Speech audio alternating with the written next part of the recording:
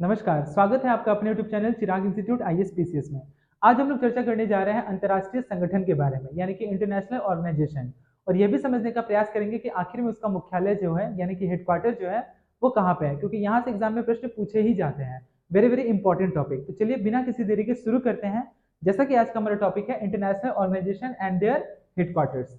जैसे कि पहला है आपका International Organization and their headquarters में पहला नंबर पॉइंट है आपका कि यूनाइटेड नेशन ऑर्गेनाइजेशन, यानी कि यूनाइटेड नेशन ऑर्गेनाइजेशन का जो हेडक्वार्टर है वो कहाँ पे है, तो वो है आपका न्यूयॉर्क में। तो मैंने इसे क्या एक एक कैटेगरी में कैटेगराइज करके लिख दिया है ताकि आपको चीजों को आसानी से याद करने में आसानी होगी।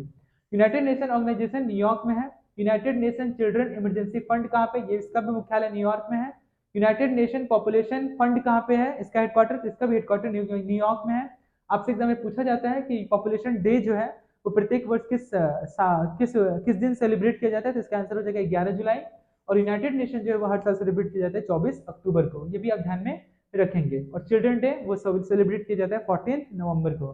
पंडित जवाहरलाल नेहरू के जन्मदिन के उपलक्ष्य पर हमारे देश में आपका चिल्ड्रन डे सेलिब्रेट किया जाता है। अगर वही आपसे एग्जाम में पूछे जाए स्टूडेंट डे कब सेलिब्रेट किया जाता है, तो स्टूडेंट डे यानी कि विद्यार्थी दिवस जो सेलिब्रेट किया जाता है वो आपके जन्मदिन डॉक्टर एपीजे अब्दुल कलाम के जन्मदिन के उपलक्ष्य पर वो आपका दिन है 15 अक्टूबर, ये भी आप ध्यान में रखेंगे। अगला है United nation population fund New York में इसका हेडक्वार्टर है। यूनाइटेड नेशन वुमेन एसोसिएशन इसका जो आपका हेडक्वार्टर है ये भी यहाँ पे है, न्यूयॉर्क में है, जो कि अमेरिका का एक शहर है। आगे बढ़ते हैं, नेक्स्ट देखते हैं जेनेवा।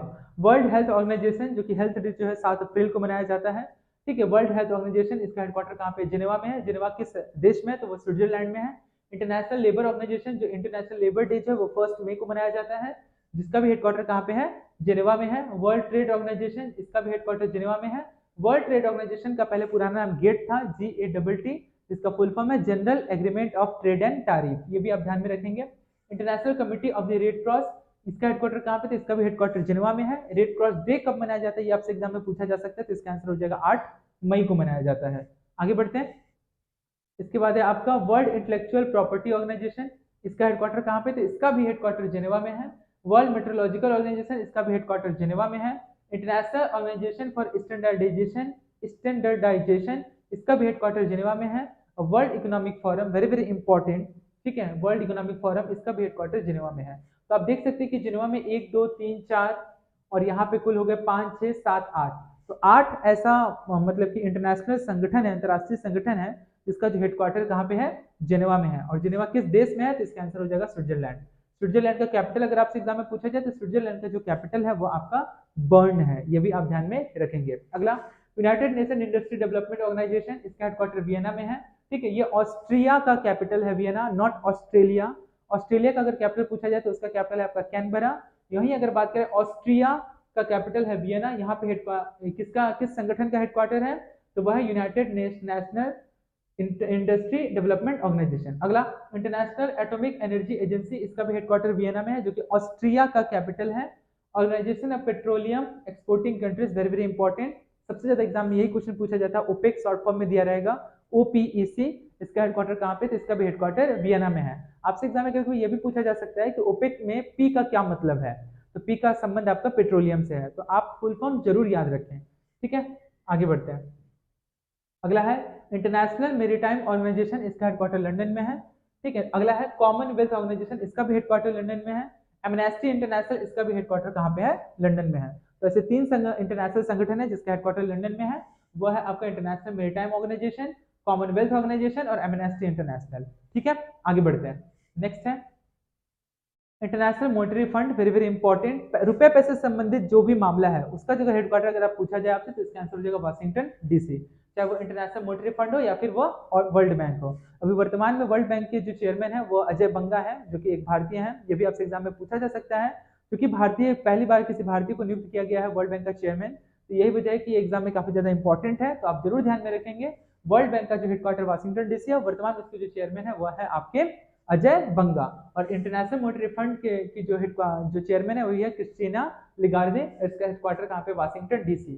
कभी कभी एग्जाम में DC का भी फुल फॉर्म पूछ लिया जाता है, तो DC का मतलब हो गया डिस्ट्रिक्ट ऑफ कोलंबिया, यह भी आप ध्यान में रखेंगे।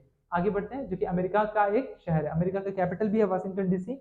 आगे बढ़ते हैं, United Nation education scientific and cultural organization, जिसे यूनेस्को कहते हैं, short form UNESCO, full form आपका United Nation education scientific and cultural organization, इसका हेडक्वार्टर पेरिस में है जो कि फ्रांस का कैपिटल है। और इस बार हमारा जो देश है वो यूनेस्को की क्या कर रहा है, मेजबानी कर रहा है।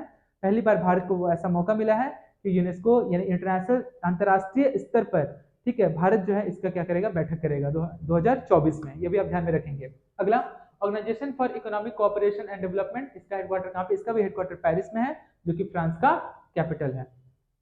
आगे बढ़ते हैं, इंटरनेशनल कोर्ट ऑफ जस्टिस, जिसका हेडक्वार्टर कहाँ पे, द हेग किस देश में है, तो यह भी आपसे एग्जाम में पूछा जा सकता है, तो वह इसका आंसर हो जाएगा नीदरलैंड में। इंटरनेशनल कोर्ट ऑफ जस्टिस यानी कि अंतरराष्ट्रीय स्तर पर किसी दो देशों के बीच में अगर कोई ऐसा मुद्दा हो जाता है जो कि आपस में विवाद का कारण बनता है और उससे नहीं हम सलटा सकते, नहीं सुलह कर सकते, तो हमें कहाँ जाना होगा, इंटरनेशनल कोर्ट ऑफ जस्टिस में जाना होगा, जिसका हेडक्वार्टर कहाँ पे, द हेग में है। वहां पे क्या करेगा, इसका राय विचार होगा और विचार विमर्श किया जाएगा और उस आधार पर तथ्य निकाले जाएंगे और क्या निर्णय होगा वो डिसाइड करेगी इंटरनेशनल कोर्ट ऑफ जस्टिस। आगे देखते हैं, Food and Agriculture Organization, very very important, ठीक है, FAO, ठीक है, एग्जाम में आपसे पूछा जाता है कि फूड डे कब सेलिब्रेट किया जाता है, तो 16 अक्टूबर को किया जाता है। इसका हेडक्वार्टर रोम में है जो कि इटली का कैपिटल है। वेरी वेरी इंपॉर्टेंट, ये भी आप ध्यान में रखेंगे। अगला है यूनिवर्सल पोस्टल यूनियन एसोसिएशन, इसका हेडक्वार्टर बर्न में है, जैसा कि मैंने पहले ही बता दिया, स्विट्जरलैंड का जो कैपिटल है वो बर्न है। यहाँ पे किसका हेडक्वार्टर है, यूनिवर्सल पोस्टल यूनियन एसोसिएशन का। आगे बढ़ते हैं, nation of source east Asia, इसका हेडक्वार्टर जकार्ता में है, जो कि इंडोनेशिया का कैपिटल पहले जकार्ता हुआ करता था, लेकिन अब इसका कैपिटल जकार्ता से शिफ्ट करके नुसंतारा कर दिया गया है। तो nation of source east Asia का हेडक्वार्टर कहाँ पे है, जकार्ता में। आगे बढ़ते हैं, एशिया पैसिफिक इकोनॉमिक कोऑपरेशन, इसका हेडक्वार्टर कहाँ पे है, इसको एपेक कहते हैं, APEC, Asia Pacific economic cooperation, इसका हेडक्वार्टर कहाँ पे, सिंगापुर है। सिंगापुर का अगर कैपिटल के बारे में बात करें तो सिंगापुर सिटी होगा, और सिंगापुर का सबसे बड़ा शहर भी क्या कौन है, वो सिंगापुर है। तो ये भी आप ध्यान में रखेंगे। अगला है ट्रांसपेरेंसी इंटरनेशनल, इसका हेडक्वार्टर बर्लिन में है, ठीक है, वेरी वेरी इंपॉर्टेंट, ठीक है। ट्रांसपेरेंसी इंटरनेशनल जो कि रिपोर्ट जारी करती है रिपोर्टर्स विदाउट बॉर्डर्स, यानी कि रिपोर्टर जो होंगे अगर उनको बॉर्डर भी क्रॉस करना पड़े अगर अच्छे और सच्चे न्यूज के लिए, सच्चाई की न्यूज के लिए, तो वो क्या कर सकते हैं, ऐसा कर सकते हैं। तो ट्रांसपेरेंसी इंटरनेशनल जो है वह बर्लिन में इसका हेडक्वार्टर है। आगे, इंटरनेशनल रिन्यूएबल एनर्जी एजेंसी, जिसको इरेन कहते हैं, IREN, इसका हेडक्वार्टर कहाँ पे, अबू धाबी में है। ये भी वेरी वेरी इंपॉर्टेंट, इसे भी आप ध्यान में रखेंगे। अगला, south Asian association regional cooperation, यानी कि सार्क, यहाँ प्रिंटिंग मिस्टेक है, SAARC होगा, फुल फॉर्म पूछा जाता है कभी कभी आपसे, south Asian association regional cooperation, इसका हेडक्वार्टर कहाँ पे, काठमांडू, जो कि नेपाल का कैपिटल है। और सार्क में अभी वर्तमान में टोटल जो मेंबर कंट्री है वह 8 है, ठीक है। अब पाकिस्तान, इंडिया, भारत तो है ही, इंडिया, पाकिस्तान, अफगानिस्तान, ठीक है, फिर नेपाल, उसके बाद आपका भूटान, फिर बांग्लादेश, फिर श्रीलंका, और आपका नीचे में है मालदीव्स। तो भारत के दो ऐसे पड़ोसी देश हैं जो कि सार्क के मेंबर कंट्री नहीं है। वो दो देश कौन कौन से हैं, ये भी एग्जाम में आपसे पूछा जा सकता है। तो इसका आंसर हो जाएगा एक चाइना और दूसरा म्यांमार, ठीक है। और कौन सा ऐसा पड़ोसी देश है जिसे पड़ोसी देश भारत का नहीं होने के बावजूद भी इसे सार्क में शामिल किया गया, तो वो है मालदीव्स। आगे बढ़ते हैं, नेक्स्ट है ऑर्गेनाइजेशन ऑफ इस्लामिक कोऑपरेशन, जिसका हेडक्वार्टर कहाँ पे, जद्दाह में, वेरी वेरी इंपॉर्टेंट, ये भी एग्जाम में एक बार पूछा गया था कि ऑर्गेनाइजेशन ऑफ इस्लामिक कोऑपरेशन का हेडक्वार्टर कहाँ पे है, तो वह जद्दाह में है। अगला, Indian ocean dream association for the regional cooperation, इसका हेडक्वार्टर कहाँ पे, तो इसका हेडक्वार्टर इबिनी में है, वेरी वेरी इंपॉर्टेंट। आगे बढ़ते हैं, world wide fund of nature, इसका हेडक्वार्टर ग्लैंड में है, जो कि स्विट्जरलैंड में अवस्थित है। World wide fund of nature, इसका हेडक्वार्टर कहाँ पे है, ग्लैंड में, जो कि स्विट्जरलैंड में अवस्थित है। स्विट्जरलैंड कैपिटल पूछा जाए तो इसका आंसर हो जाएगा आपका बर्न। नेक्स्ट है international of pure and applied chemistry, इसका हेडक्वार्टर नॉर्थ कैरोलिना में है, जो कि यूनाइटेड स्टेट्स का एक राज्य है। कहाँ पे, international of pure and applied chemistry, इसका हेडक्वार्टर कहाँ पे, नॉर्थ कैरोलिना में, जो कि यूनाइटेड स्टेट्स ऑफ अमेरिका में अवस्थित है। अगला, international union for the conservation of nature, इसका संबंध भी किससे है, ग्लैंड से है। तो ये याद करना काफी आसान होगा आपको, ये ग्लैंड वाला, कंफ्यूज होने का दरकार नहीं है। देखिए यहाँ पे भी वर्ड यूज किया हुआ है नेचर, ठीक है, और यहाँ पे भी एक वर्ड यूज किया हुआ है नेचर, तो दोनों अगर नेचर से संबंधित है, इसलिए इसका आंसर क्या हो जाएगा आपका, ग्लैंड हो जाएगा। याद करने के लिए जब आप चीजों को याद करेंगे, पढ़ेंगे, तब आप क्या कर सकते हैं, खुद ही से इसका ट्रिक बना सकते हैं और याद करने की रणनीति अच्छी पकड़ बना सकते हैं कि किस तरह से मैं कैसे किसको याद रखूं।